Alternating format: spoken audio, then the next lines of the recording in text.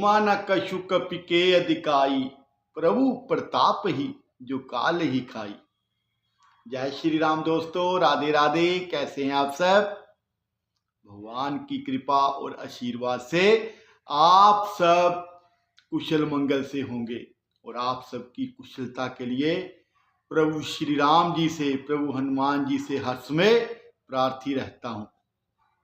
दोस्तों, कुछ लोगों के प्रश्न आ रहे थे कि सुंदरकांड में जो हनुमान जी ने लंका जलाई है वो लंका सोने की है और सोने की लंका को कैसे जला डाला, जबकि सोने को कभी आग नहीं लगती, तो वो सोना कैसे जल गया। आज मैं आपको इसी कथा को विस्तार से बताऊंगा और इसका पूरा तथ्य समझाऊंगा। दोस्तों, विज्ञान कहता है कि सोना कभी जलता नहीं है और रामायण कहती है कि हनुमान जी ने सोने की लंका को जला दिया। इसलिए इन दोनों में से कौन सही है? सोना तो जलता नहीं है, फिर सोने को आग कैसे लगी? दोस्तों, सोना जलकर राख नहीं हुआ था, बल्कि लंका की गलियों में सोना पिघलकर बह रहा था। ऐसा वर्णन गोस्वामी तुलसीदास जी ने लंका दहन में लिखा है। हाँ, तो सोना जला नहीं था, उसकी तो चमक बढ़ गई थी, बाकी सब की सब चीजें जल गई थी। बाकी सब आजकल वैज्ञानिक हैं, उनको प्रमाण चाहिए। हर किसी के मन में शंका उठती है, लेकिन ये जो दुनियादारी होती है, इन मामलों में अगर शंका उठे तो माना भी जा सकता है, लेकिन भगवान की कथाओं में, भगवान की लीलाओं में हम भगवान के ऊपर शंका करते हैं। ऐसा कभी नहीं होना चाहिए। भगवान के ऊपर तो शंका बिल्कुल भी नहीं करनी चाहिए, और यही हम मनुष्यों की मूर्खता है कि हम भगवान के ऊपर, भगवान की लीलाओं के ऊपर शंका करते हैं। दोस्तों, आपको ये पता है कि जलना किसे कहते हैं? सभी लोग जानते हैं। जलना ऑक्सीकरण को कहते हैं, और सोने का ऑक्सीकरण तो हो ही सकता है। क्या रावण की लंका पूरी तरह सोने की थी? और सोने की थी तो श्री हनुमान जी ने सोने से बनी इस लंका को कैसे जला डाला, तथा सोने में आग कैसे लग सकती है? मेरे भाइयों, मेरी बहनों, अधिकतर आप रामायण महाभारत में देखेंगे तो ज्यादातर दुष्टों का नाश श्राप के कारण हुआ है। हर किसी को कोई ना कोई श्राप मिला हुआ है, चाहे पूर्व जन्म का हो या उसी जन्म का हो। किसी ना किसी पुण्य आत्मा से, देव आत्मा से, देवताओं से, ऋषि मुनियों से, तपस्वियों से श्राप मिला है, और वही श्राप उनके अंत का कारण भी बना है। ऐसा हुआ है, रामायण में भी हुआ है, महाभारत में भी हुआ है। हम पढ़ते भी हैं, सुनते भी हैं और देखते भी हैं। दोस्तों, लंका जली नहीं थी, लंका जलाई गई थी।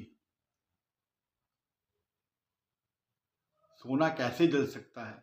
इसकी एक वजह यह भी है, जब श्राप के कारण बिना शादी की लड़की गर्भवती हो सकती है, जब श्राप के कारण अच्छा खासा इंसान नाग का रूप पकड़ सकता है, नाग के रूप में आ सकता है, जब श्राप के कारण अच्छा खासा देव राक्षस बन सकता है, जब श्राप के कारण देवराजेंद्र सागर में वर्षों तक तपस्या करने के लिए जा सकते हैं, जब श्राप के कारण कृष्ण का संपूर्ण यादव वंश नष्ट हो सकता है, जो कि त्रिलोकीनाथ थे।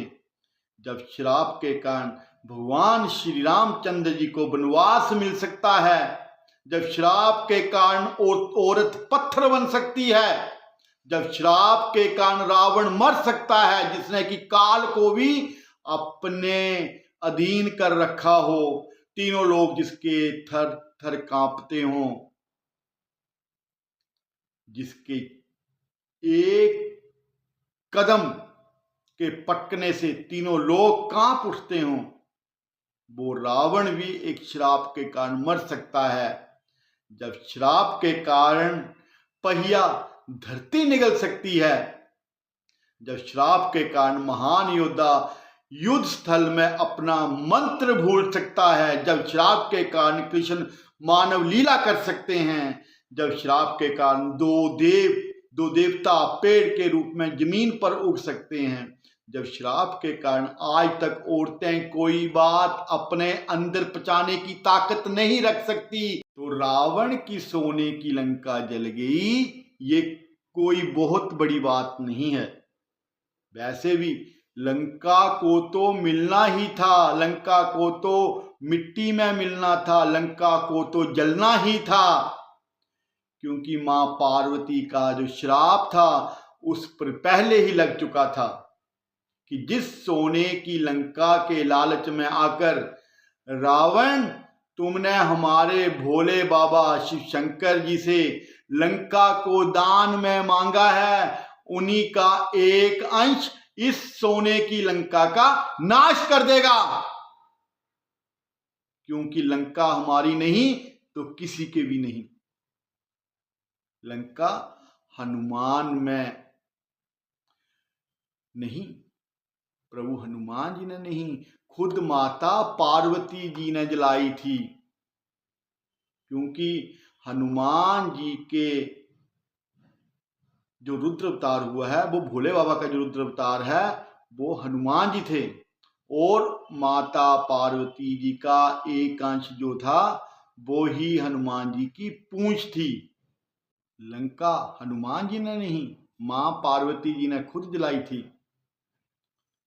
हनुमान जी भगवान भोलेनाथ जी के अंश थे, रुद्र अवतार थे। और जब हनुमान जी ने इस धरती पर जन्म लिया, अपना अवतार लिया, तो शिव जी के अंश के साथ साथ मां पार्वती भी उनकी पूंछ बनकर इस पृथ्वी पर आई थी। जब रावण ने हनुमान जी की पूंछ को आग लगाई थी, तो मां पार्वती की क्रोध की जो अग्नि थी बहुत ज्यादा भड़क उठी, और उसी क्रोध की अग्नि ने, माता के श्राप ने उस सोने की लंका का अंत किया था, उस सोने की लंका को जलाया था। वो सोना लंका की गलियों में पिघल पिघल कर बह रहा था, मिट्टी में मिल गया था। यही कारण था कि सोने की लंका जली थी, और मां पार्वती की इस क्रोध की अग्नि को शांत करने के लिए ही हनुमान जी ने समुद्र में छलांग लगाई थी, और समुद्र के शीतल जल के प्रभाव से मां पार्वती जी की क्रोध की जो अग्नि थी वो शांत हुई थी।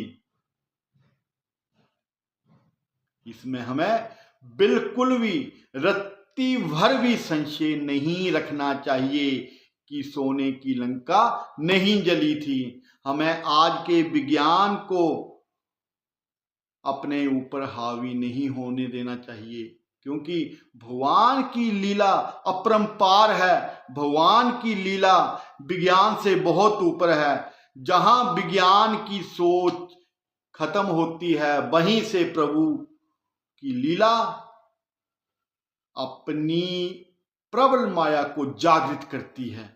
इसलिए हमें अपने भगवान की लीलाओं पर विश्वास करना चाहिए, उन लीलाओं से प्रेम करना चाहिए, उन कथाओं को श्रवण करना चाहिए। ऐसे नहीं कहा जाता। भोले बाबा ने माँ पार्वती से कहा, जिसका वर्णन तुलसीदास जी ने किया है, उमा न कछु कपि के अधिकाई, प्रभु प्रताप ही जो काल ही खाई। बाबा कहते हैं कि हे पार्वती, इसमें हनुमान जी का कोई योगदान नहीं है, क्योंकि जब प्रभु श्री राम जी की कृपा होती है, प्रभु श्री राम जी का आशीर्वाद जिसके साथ होता है, तो वो व्यक्ति बड़े से बड़े काल को भी खा जाता है। दोस्तों, कहीं भी हम जाएं, भगवान का आशीर्वाद हमारे साथ साथ रहता ही है। भगवान की कृपा हमसे पहले ही उस जगह पर पहुंच जाती है। ऐसा ही श्री हनुमान जी के साथ हुआ कि हनुमान जी के लंका पहुंचने से पहले ही प्रभु का आशीर्वाद, प्रभु की कृपा लंका पहुंच चुकी थी, और एक एक करके हनुमान जी के सारे कार्यों सफल करने में उनका सहायता करने लगी, उनकी मदद करने लगी। दोस्तों, जब सब दरवाजे बंद हो जाएं तो भी एक दरवाजा कभी बंद नहीं होता, और वो है ईश्वर का दरवाजा। उम्मीद ईश्वर से रखिए, दुनिया से नहीं। मैंने कहा मैं अपराधी हूं, ईश्वर ने कहा मैं माफ कर दूंगा, मैं क्षमा कर दूंगा। मैंने कहा मैं परेशान हूं, ईश्वर ने कहा मैं संभाल लूंगा। मैंने कहा मैं अकेला हूं, ईश्वर ने कहा मैं हमेशा साथ हूं। मैंने कहा मैं बहुत उदास हूं, ईश्वर ने कहा नजर उठा के तो देख, मैं तेरे आसपास हूं।